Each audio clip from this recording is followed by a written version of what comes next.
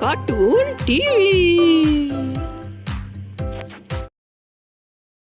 विक्रम बहुत ही बड़ी कंपनी में काम करता था, इसलिए वो पैसे वाला था। वहीं आदित्य एक छोटी सी प्राइवेट नौकरी करता था। खैर, मुंह दिखाई की रस्म होने के बाद आज राधिका की पहली रसोई थी। राधिका बहू तो थक गई होगी, थोड़ा आराम कर ले। तभी राधिका की जेठानी ने बोला, सासू माँ ये क्या कर रही हो? अगली रस्म भूल गई आप? हाँ बहू, हमें पता है कि आज पहली रसोई है, लेकिन इतनी सारी रस्में होने के बाद बहू थक गई होगी। हाँ बहू, हमें पता है कि आज पहली रसोई है, लेकिन इतनी सारी रस्में होने के बाद बहू थक गई होगी। तभी अचानक राधिका ने कहा, जेठानी जी बिल्कुल सही कह रही हैं। मैं जल्दी से रसोई की रस्म भी निभा लेती हूँ, फिर एक साथ आराम कर लूंगी। थोड़ी देर बाद खाने की टेबल पर घर के सारे सदस्य इकट्ठे हो गए। ये क्या जहर बना दिया राधिका? किचन में कद्दू थे, पालक थी, तुरई थी, मछली थी, चिकन था, मटन था, वो सब छोड़कर तूने मिर्ची का सालन बना दिया। हाँ बहू, हमने तो सोचा था तेरे हाथों के कुछ अच्छे अच्छे पकवान खाने को मिलेंगे। अरे रहने दीजिए सासू माँ, ये गांव की गरीब है, इसे इससे ज्यादा कुछ आता भी नहीं होगा। अरे अब जो बन गया है जल्दी से खा लेते हैं, वैसे भी हम बहुत थक चुके हैं। राधिका की जेठानी ने उसे बहुत ताने मारे, लेकिन वो बेचारी गांव की सीधी सादी लड़की थी, इसीलिए वो कुछ नहीं बोली। सुबह उठते ही राधिका ने जल्दी जल्दी सभी के लिए चाय नाश्ता बना दिया। इतनी जल्दी चाय तो हमें आज पहली बार मिली है। बिल्कुल सही कहा आपने, वरना हर रोज 10-11 बजे के पहले तो हमें कभी चाय मिली ही नहीं। राधिका की तारीफ सुनकर उसकी जेठानी को उससे जलन हो रही थी। ऐसे दिन बीतते गए। राधिका अपने सास ससुर का हर काम बिना कहे कर देती थी। उसके सास ससुर हमेशा उसकी तारीफ किया करते थे। उसकी जेठानी को उससे बहुत जलन होने लगी। फिर एक दिन इस राधिका की बच्ची की कुछ ज्यादा ही तारीफ हो रही है। उसकी जेठानी ने अपने खुद के गहने चुपके से राधिका की अलमारी में छुपा दिए और अपने कमरे में आकर सो गई। अगली सुबह उसने हंगामा खड़ा कर दिया, मेरे लाखों के गहने चोरी हो गए, पता नहीं कौन चोर है। अरे इतना हाइपर होने की जरूरत नहीं है, थोड़ा कूल हो जाओ। घर का दरवाजा तो बंद था, तो तुम्हारे गहने आखिर गए कहाँ? मुझे इस पूरे घर की तलाशी लेनी होगी। उसकी जेठानी जानबूझकर पहले तो अपने कमरे में ही तलाशी लेने लगी, उसके बाद अपने सास ससुर के कमरे में, और सबसे आखिर में उसने राधिका के कमरे की तलाशी ली। उसने जैसी अलमारी खोली, सारे गहने राधिका की अलमारी में ही रखे थे। पूरा घर ये देखकर दंग रह गया। भाभी, मुझे नहीं पता ये गहने मेरे कमरे में कैसे आए। राधिका, हमने तो तुझे अपनी बेटी मान लिया था, लेकिन तूने ऐसी हरकत कर दी। तूने हमारे दिल के साथ खिलवाड़ किया है। इससे पहले कि कुछ गलत हो जाए, निकल जा इस घर से। मेरी बीवी से कुछ भी गलती हो सकती है, लेकिन वो इतनी बड़ी चोरी नहीं कर सकती। अगर राधिका इस घर से जाएगी तो मैं भी उसके साथ जा रहा हूँ। राधिका अंदर से पूरी तरह टूट चुकी थी, लेकिन उसके पति आदित्य ने उसका साथ दिया, इसलिए वो थोड़ी मजबूत हुई। दोनों ही घर छोड़कर चले गए और गांव से कहीं दूर सन्नाटे में एक झोपड़पट्टी बनाकर रहने लगे।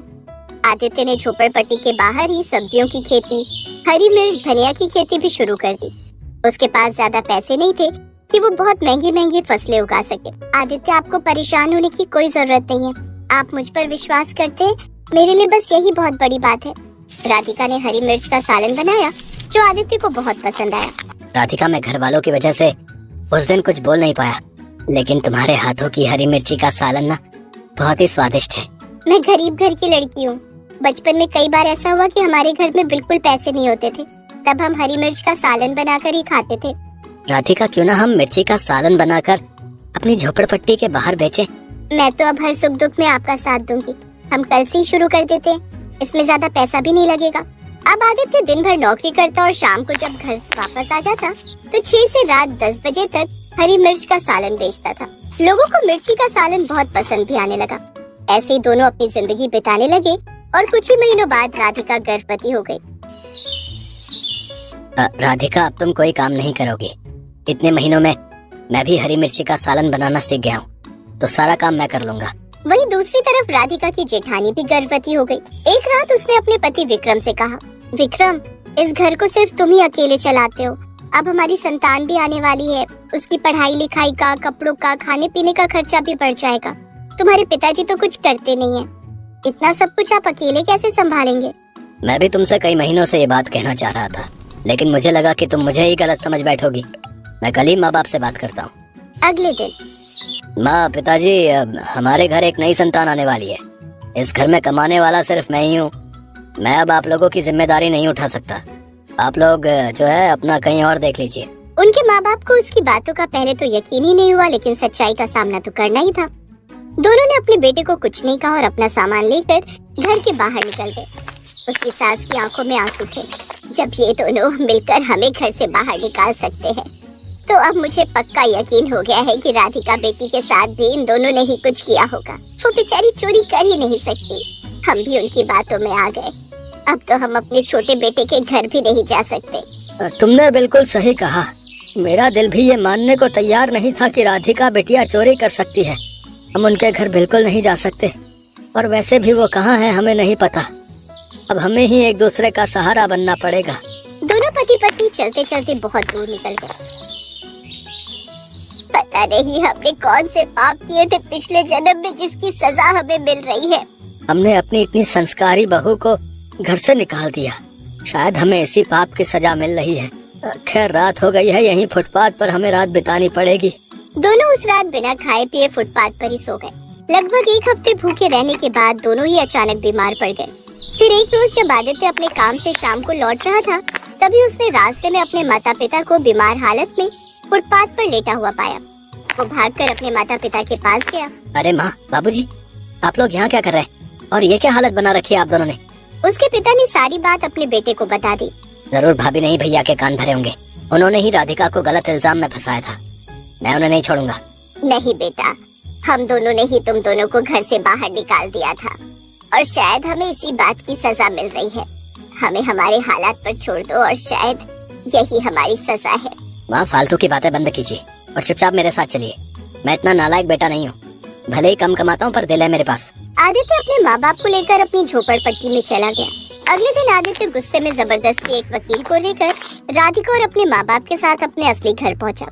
राधिका के जेठ जेठानी ये देखकर दंग रह गए। आगे बढ़ कर देखना बंद करो। तुम जैसी नालायक औलाद से तो बे औलाद रहना ठीक है। ये घर अभी तक तुम्हारे पिता के नाम है, और तुम दोनों ने ही उन्हें घर से निकाल दिया। और बात करते हो कि हम सब एक हैं। देश के नाम पर कलंक हो तुम। अगर मैं कोर्ट तक पहुंच गया ना, तो तुम्हारे पास ना घर बचेगा ना नौकरी। हमें माफ कर दीजिए। मैंने जो कुछ भी किया वो अपनी बीवी के बहकावे में आकर किया। सब मेरी वजह से हुआ है। उस दिन मैंने ही अपने गहने राधिका की अलमारी में रखे थे, क्योंकि आप लोग सिर्फ उसी की तारीफ करते थे। पर आपके जाने के बाद गांव का कोई इंसान हमारी तरफ देखता तक नहीं था। सब हमसे नफरत करने लगे। बुजुर्गों का साया बहुत जरूरी होता है, ये अब हमें पता चला। अब हम सब मिलकर एक साथ रहेंगे। हो सके तो हमें माफ कर देना। हम इतने छोटे दिल के नहीं कि अपने बहू बेटे को माफ न करें। राधिका बेटिया, इसी खुशी में हम सभी के लिए, खास तौर पर वकील साहब के लिए, अपने हाथों से हरी मिर्च का सालन बना दे। कुछ ही महीनों बाद राधिका ने एक बेटी को और जेठानी ने एक बेटे को जन्म दिया, और सब खुशी खुशी रहने लगे।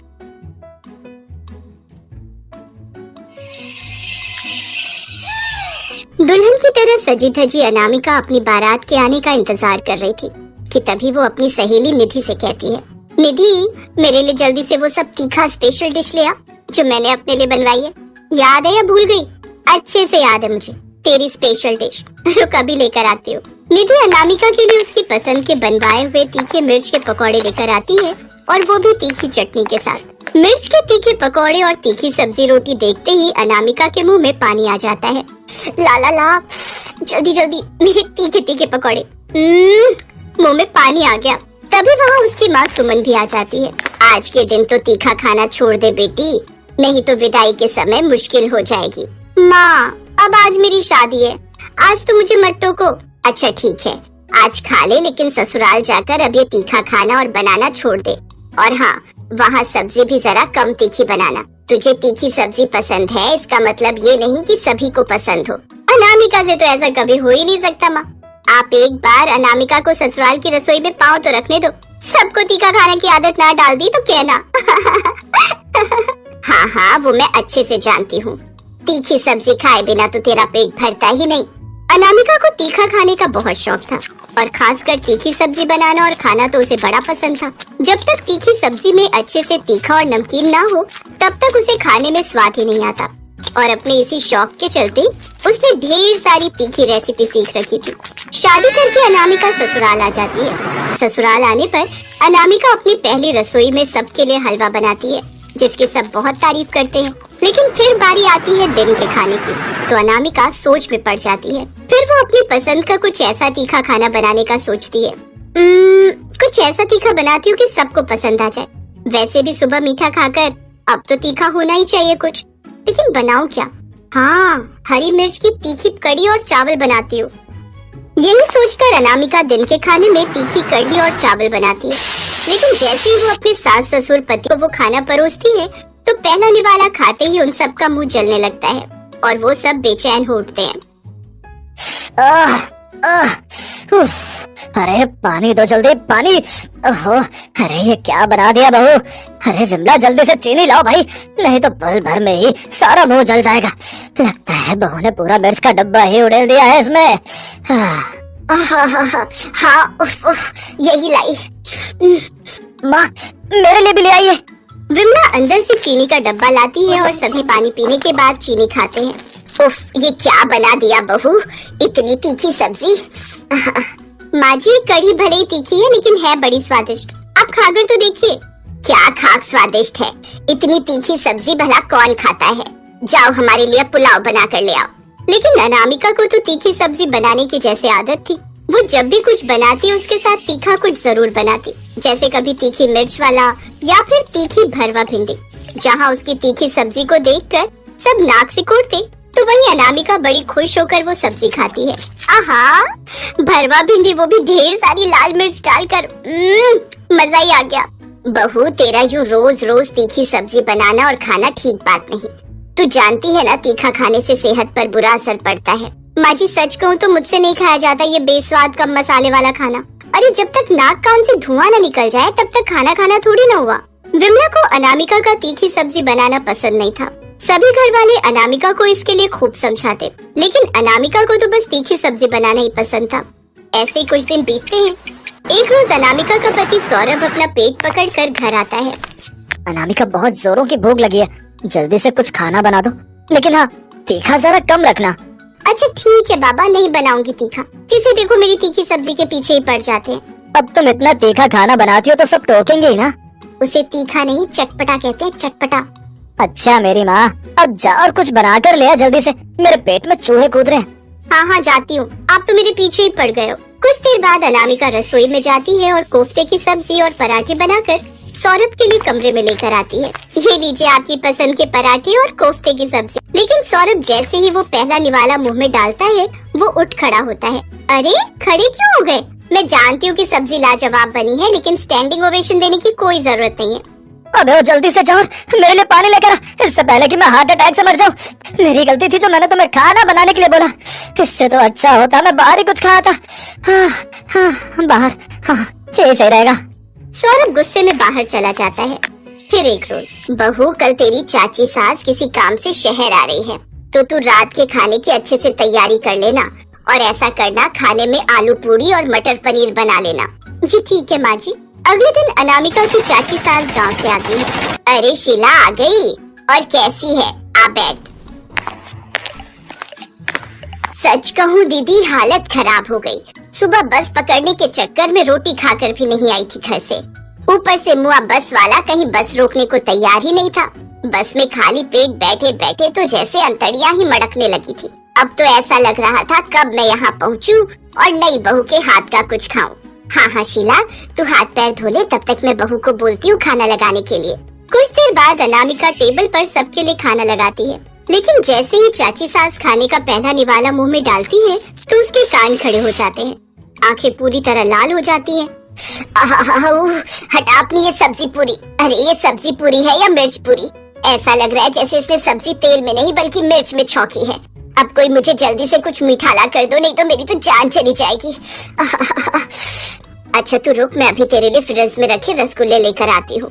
विमला शीला के लिए रसगुल्ले लेकर आती है, जिसे खाकर उसकी जान में जान आती है। माफ करना चाची जी, लेकिन मुझे नहीं पता था कि आपको तीखा खाने से इतनी दिक्कत हो जाएगी। बहू ये तीखी सब्जी तो मेरे लिए जहर समान है, और दीदी आप तो जानती है ना मुझे तीखे खाने से एलर्जी है। फिर आपको तो अपनी बहू को बताना चाहिए था ना। नहीं नहीं चाची जी, इसमें माँ जी की कोई गलती नहीं है। उन्होंने तो मुझे समझाया था, लेकिन मैं ही ध्यान रखना भूल गई।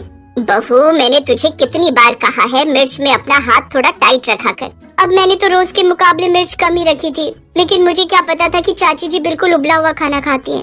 खैर कोई बात नहीं, मैं आप लोगों के लिए फिर से कम मिर्च वाला खाना बना देती हूँ। बहू तू तो रहने ही दे, हम बाहर से ही कुछ ऑर्डर कर लेंगे। कम से कम तेरे खाने से तो कम मिर्च मसाले वाला होगा बाहर का खाना। कुछ दिन बाद अचानक से अनामिका के पेट में तेज दर्द उठता है। उसे सांस लेने में काफी दिक्कत होती है। माँ जी, पेट में बहुत जलन हो रही है, सांस लेने में भी दिक्कत हो रही है, मुझे जल्दी से डॉक्टर के पास ले चलिए। वो सभी उसे जल्दी से डॉक्टर के पास ले जाते हैं, जहाँ उसका चेकअप करने के बाद डॉक्टर कहता है, देखिए, ज्यादा मिर्च खाने की वजह से इनकी आंतों में दिक्कत हो गई है। अगर इन्होंने अभी भी खाने पर कंट्रोल नहीं किया तो हमें इनका ऑपरेशन करना पड़ेगा। नहीं डॉक्टर साहब, मुझे ऑपरेशन नहीं करवाना। हमने कहा था अनामिका, तुम्हारी ये तीखी सब्जी एक दिन तुम्हें मुसीबत में डाल देगी, लेकिन तुमने हमारी बात नहीं सुनी। मुझे माफ कर दो माँ जी, अब से मैं ये गलती कभी नहीं करूँगी। मैं आज से ज्यादा तीखी वाली सब्जी खाना छोड़ दूंगी। अब से मैं कम तीखी सब्जी बनाऊंगी, लेकिन अपना ऑपरेशन नहीं करवाऊंगी। फिर अनामिका ने तीखा खाना छोड़ दिया। अब वो हिसाब से ही नमक मिर्च सब्जी में डालने लगी, जिससे अब उसके साथ साथ घर वालों की तबीयत भी ठीक रहने लगी।